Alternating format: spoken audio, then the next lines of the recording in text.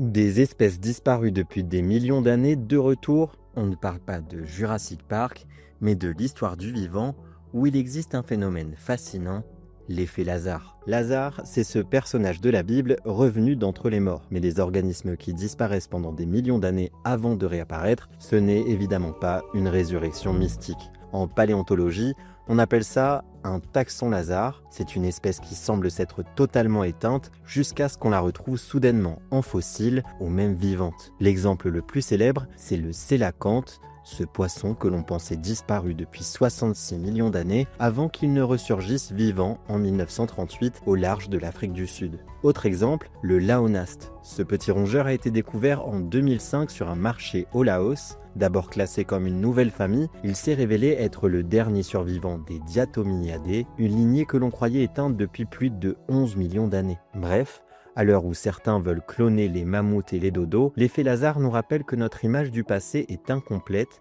que la vie résiste, se cache, se réfugie et parfois réapparaît pour bouleverser tout ce qu'on croyait savoir.